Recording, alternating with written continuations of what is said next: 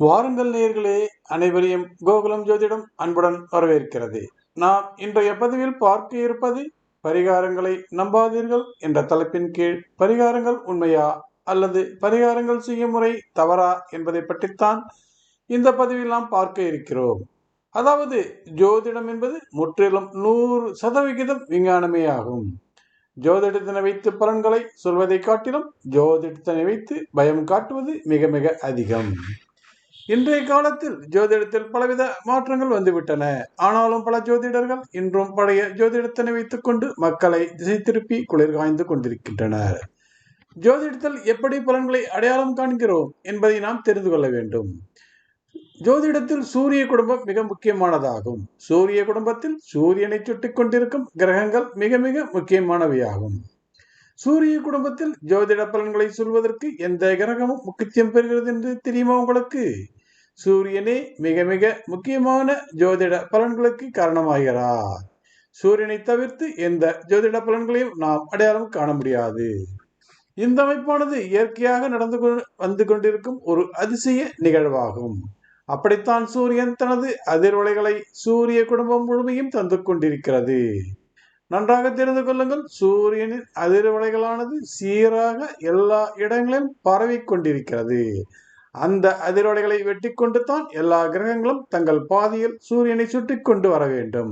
அப்படி எந்த ஒரு கிரகமும் சூரியனின் அதிர்வலைகளை அடிக்கடி வெட்டி கொண்டிருக்கிறதோ அந்த கிரகம் சூரியனிடமிருந்து மாறுபட்ட பலன்களை அல்லது ஏதாவது ஒரு பலன்களை பெற்றுக்கொண்டே இருக்கும்.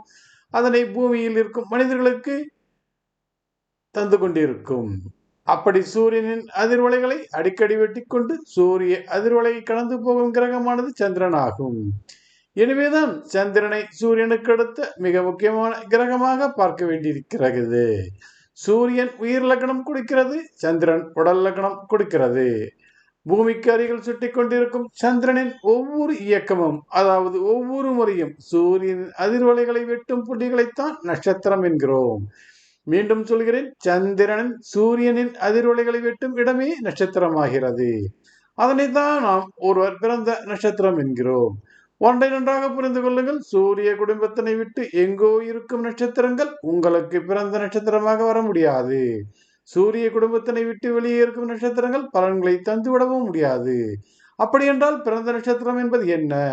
சூரியனை எல்லா கிரகங்களும் சுற்றி வரும் என்பதை அறிவீர்கள். சூரியன் தன்னைத்தானே சுற்றி கொண்டிருப்பதை அறிவீர்களா? ஆம், சூரியன் தன்னைத்தானே சுற்றி கொண்டிருக்கிறது.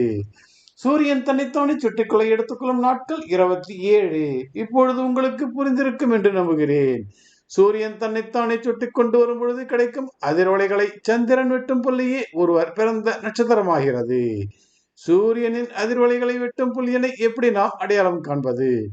அதற்குத்தான் நமக்கு புரிகின்ற மாதிரி சூரியனின் பார்வையில் படும் ஒரு அடையாளமாகவே நட்சத்திர கூட்டங்களை சொல்கிறோம்.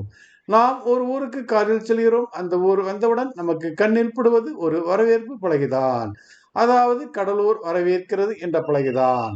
அப்படித்தான் நட்சத்திரங்கள் ஒரு அடையாள அட்டைதான். ஆனாலும் சூரியனும் சந்திரனும் ஒருவருக்கொருவர் சந்தித்துக் கொள்ளும் ஒவ்வொரு நாளும் ஒரு நட்சத்திரமாகிறது. இப்பொழுது உங்களுக்கு புரிந்திருக்கும் என்று நம்புகிறேன். சந்திரன் எந்த இடங்களில் சூரியன் அதிர்வலைகளை வெட்டுகிறதோ அந்த புள்ளியை நட்சத்திரங்கள் என்கிறோம். இவ்வளவு விஷயங்களும் சூரிய குடும்பத்திற்குள்ளாகவே நடந்து கொண்டிருக்கிறது. எனவே நட்சத்திரங்கள் ஒரு அடையாள குறியீடை தவிர நட்சத்திரங்கள் நேரடியாக எந்த பலனையும் யாருக்கும் எவருக்கும் கொடுப்பதில்லை.